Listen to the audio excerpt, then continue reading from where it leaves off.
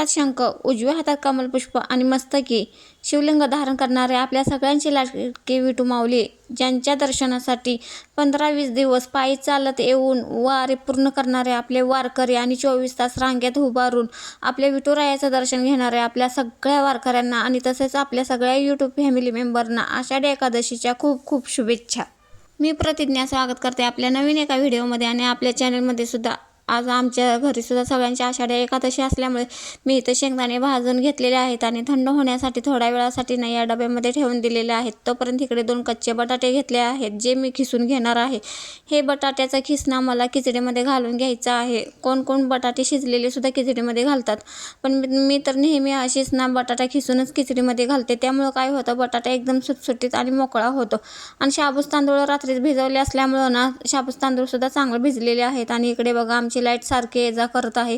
सारखाच आमच्या इकडे ना लाईटचा प्रॉब्लेम अलीकडे होतो, त्यामुळं ना सारखी लाईट ये जा करत असल्यामुळं ना व्हिडिओमध्ये सुद्धा तुम्हाला दिसून येत असेल. तर चला मग इकडं माझ्या मिरच्या सुद्धा भाजून झाल्या होत्या. त्यामध्ये ना हे भिजलेले शाबूस तांदूळ टाकून घेतले आणि लगेच त्यामध्ये ना शेंगदाण्याचा कूट सुद्धा थोडासा टाकून घेतला आणि हे सगळं हलक्या हाताने परतून घ्यायचं. थोडा वेळ खिचडी भाजून आल्यानंतर त्यामध्ये ना हा सगळा बटाट्याचा खिस जो आपण मगाशी खिसून घेतला होता त्यातील सगळं पाणी ना काढून असं हाताने पिळून काढलं आणि ना तो बटाट्याचा खिस या खिचडीमध्ये ना वरून असा टाकून घ्यायचा. बटाट्यामध्ये ना खूप स्टार्च असल्यामुळं ना आणि बटाट्यामध्ये स्वतःचं पाणी खूप असतं, त्याच्यामुळं ना लगेच पाणी सुटतं. आणि हा सगळा खिस मी धुवून सुद्धा घेतलेला आहे, त्यामुळं ना हा सगळा ना असा पिळून घेतला पूर्णपणे आणि आता या खिचडीमध्ये टाकून घेतला. तोपर्यंत साईड बाय साईड ना मी इथं वरईचा भात सुद्धा करायला ठेवला होता. त्यामध्ये सुद्धा ना हा बटाट्याचा खिसच टाकला होता. शेंगदाण्याचे कूट अजून टाकायचे आहे.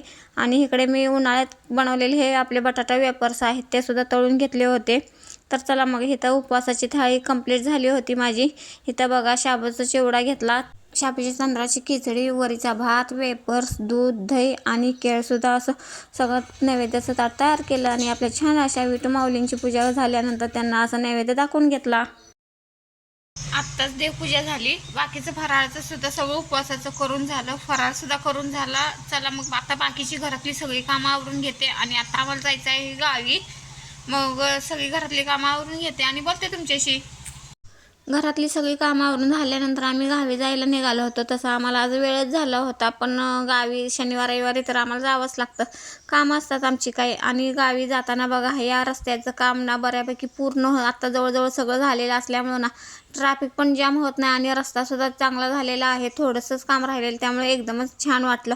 आणि आम्ही जेव्हा शेतामध्ये पोचलो ना, हे गावात जाताना आधीच सुरुवातीलाच आमचं हे शेत लागतं म्हणून आम्ही थोड्या वेळ इथं थांबलो होतो. बघा रोटर मारल्यामुळं ना शेत एकदम मऊसूत झालं होतं आणि तिथं थोडी ह्यांचं काम असल्यामुळे आम्ही थांबलो होतो. आमचं काय मग मातीत खेळणं चालू होतं. आणि तिथं आम्ही लहानपणी ना अशी माती असली ना असं चिमणीचं घरटं बनवत होतो बघा.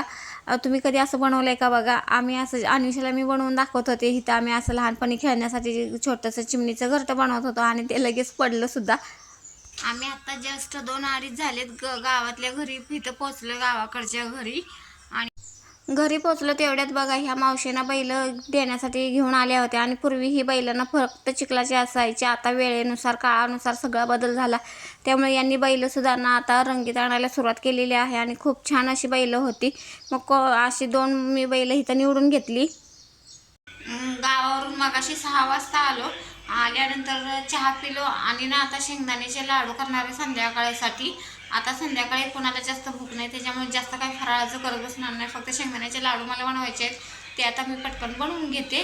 आणि सकाळचं थोडंफार फराळाचं शिल्लक होतं म्हणून मी इथं रताळे शिजायला ठेवली आणि हे शेंगदाण्याचे लाडू बनवायला घेते. याचा शॉर्ट व्हिडिओ आपल्या चॅनलवरती अपलोड करणारच आहे. तर चला मग हा व्हिडिओ इथंच एंड करते. पुन्हा भेटू नेक्स्ट व्हिडिओमध्ये. तोपर्यंत बाय.